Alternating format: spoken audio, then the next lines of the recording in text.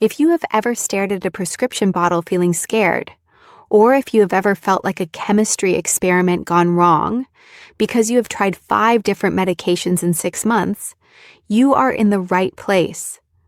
The search for the perfect pill is exhausting. It is also a trap. In bipolar disorder, stability rarely comes from one magic tablet. It comes from building a toolkit. In this video, I am going to walk you through that toolkit. We are going to open 3 specific trays: the mood stabilizers, the antipsychotics, and the adjuncts. I will explain exactly what they do in plain English, without the scary jargon. By the end of this video, you will have a clear mental map of your options, 3 specific questions to ask your doctor, and a calm, confident plan to move from medication chaos to medication strategy. I'm Clara, your guide at Bipolar Clarity. Let's take a deep breath and make this simple. Before we open the toolbox, I need to remind you that I am a passionate educator and an advocate, but I am not a doctor. This video is for educational purposes and is not medical advice. Medication decisions are serious and should always be made with your personal healthcare professional. Let's start with the why. Why is finding the right medication for bipolar disorder so much harder than finding a medication for, say, a headache? It is because bipolar disorder is a dynamic condition. It is not a static problem like a broken bone. It is a spectrum of rhythms. Energy goes up, energy goes down, sleep fluctuates, and seasons change. Because the condition moves, the treatment needs to be flexible. Think of your brain like a house with a sophisticated climate control system. In bipolar disorder, the thermostat is broken. Sometimes it blasts the heat, mania, and sometimes it blasts the AC, depression. If you just take a pill to lower the heat, you might freeze. If you just take a pill to warm up, you might overheat. The goal of medication is not to sedate you or change your personality. The goal is to repair the thermostat so that you can live in a comfortable temperature range. We organize these tools into 3 trays. Let's open tray number 1. Tray 1, the mood stabilizers. This is the foundation. These are the shields. Their primary job is not necessarily to fix a crisis today, but to protect you from the crisis next month and next year. They aim to put a floor under your depression and a ceiling over your mania. The most famous tool in this tray is lithium. Lithium is a naturally occurring element. It has been used for decades because it works. It is the gold standard for preventing mania. And it also has significant anti-suicide properties. Think of lithium like a very sturdy guardrail on a highway. It keeps you on the road. Because it is processed by your kidneys, your doctor will order regular blood tests. This sounds scary to some people, but it is actually a benefit. It means we have precise data. We know exactly how much is in your system. Question for your doctor. What is my specific target blood level for lithium, and how often will we check it? Next in this tray are the anticonvulsants. These include medications like valproate, lamotrigine, and carbamazepine. You might wonder, why am I taking a seizure medicine? It turns out that the biology of a seizure, an electrical storm in the brain, has similarities to the biology of a mood swing. These meds calm the electrical storm. Valproate is often the heavy lifter for mania. It acts like a fire extinguisher when the brain is running hot. Note, it requires monitoring for your liver and weight. If you are a woman of childbearing age, there are very specific conversations you need to have about pregnancy safety. Do not skip that talk. Lamotrigine is unique. It is often called the antidepressant of mood stabilizers. It is generally better at lifting the depression side and preventing the lows than it is at stopping the highs. It is usually weight neutral, which many people appreciate. Note, it requires a slow start. You have to increase the dose very gradually over weeks to prevent a rare but serious rash. Patience is key here. Tray 2, the antipsychotics. The name antipsychotic is terrifying to most people. I wish we could rename them. In the context of bipolar disorder, think of these as dopamine regulators. During mania or severe agitation, your brain is flooded with dopamine. It is like a car with the gas pedal stuck to the floor. These medications help lift the foot off the gas. We have 2 generations of these. The first generation, the older meds, are like sledgehammers. They work fast, but they can be heavy. The second generation, the newer meds, are like precision tools.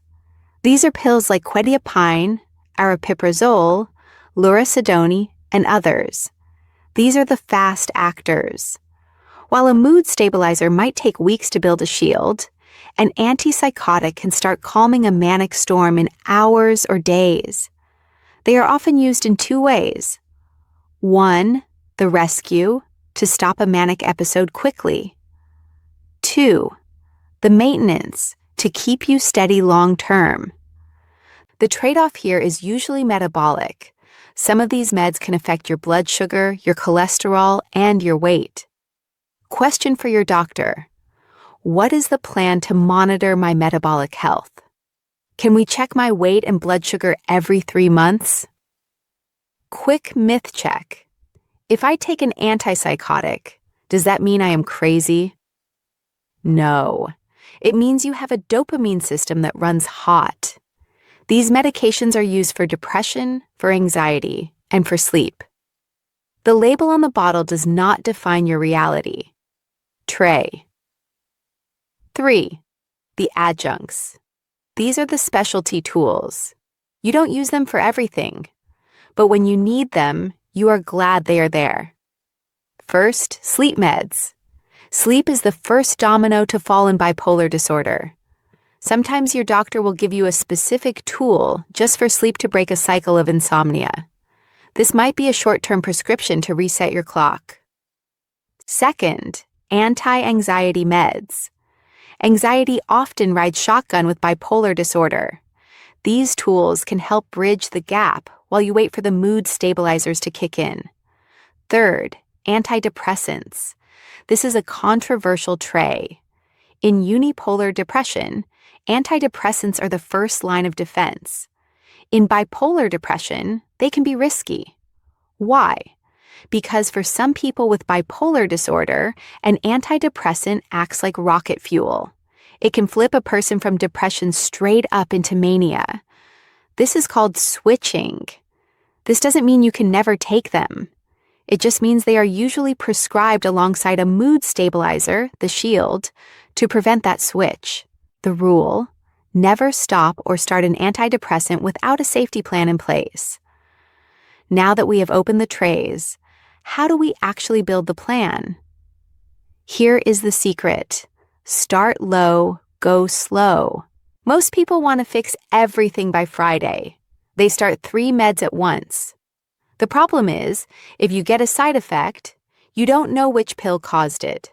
Or if you feel better, you don't know which pill helped. A good strategy is 1 change at a time. It requires patience, but it builds a cleaner house. Let's talk about side effects, because this is the friction point. Every medication has a price of admission. Maybe it is dry mouth. Maybe it is feeling a little groggy in the morning. Maybe it is weight changes. Your job is to decide what price you are willing to pay for stability. If a side effect is making you miserable, for example, if you feel so sedated you can't do your job, that is not a successful treatment. Do not just stop taking it. That causes withdrawal. Instead, go to your doctor and say, "The side effects are outweighing the benefits. This is not sustainable. What is our plan B?" There is almost always a plan B. There are dozens of options. You do not have to settle for misery. I want to give you a specific tool to manage this. Create a medication map. This is a simple 1-page document. Column 1, the name of the med. Column 2, the job, e.g., sleep, mania prevention. Column 3, the target, e.g., take with food, watch for rash. If you want simple tools like this to help you advocate for yourself at the doctor's office, you can join my weekly newsletter. I send out one clear, actionable guide every week. It is free, and the link is in the description. Keep this on your phone. When you go to appointments, open it. It stops you from saying, "I think I take the little blue one." Precision gives you power. Let's address the concept of compliance. Doctors love this word. Patients hate it. It sounds like obedience school. I prefer the word adherence. Adherence is a choice. You are choosing to use a tool because it helps you build the life you want. But adherence is hard. Why? 1. Forgetfulness. Solution: get a pill box seriously. Even if you are young, it is the cheapest sanity you can buy. 2. Denial. Thinking, "I feel fine now, I don't need this." 3. Missing the highs. This is real. Mania feels powerful. Stability can feel boring at first. Give yourself time to adjust to the quiet. Boring is where life gets built. Here is a tiny experiment for this week. If you are currently on medication, look at your bottles. Can you name the job of each pill? Is it a shield? Is it a rescue? Is it an adjunct? If you don't know, write that down as a question for your next visit. Doctor, in plain English, what is the specific job of this pill? I also want to touch on the life stages aspect. Your body changes. You age. You might want to get pregnant. You might go through menopause. Your medication plan is not a tattoo. It is not permanent. It is a wardrobe. You change it as the seasons of your life change. If you are planning a pregnancy, this is a vital conversation to have 6 months in advance if possible. Some meds are safer than others. You have options. Let's talk about the trap of the internet. If you Google any of the meds I mentioned, you will find horror stories. People rarely go online to write, "Juliet's, I took my lithium, I felt stable, and I went to work." They go online when they are angry or scared. The horror stories are real for those people, but they are not the only story. Millions of people take these medications quietly and successfully. Don't let the comments section scare you away from your own stability. Let's open a loop here. You might be wondering, what about natural supplements? Can I just take those? Supplements can be part of the adjunct tray. Things like omega-3s or vitamin D have some evidence. But for bipolar 1, they are rarely strong enough to be the shield. Think of supplements as the landscaping, not the foundation of the house. What about if you miss a dose?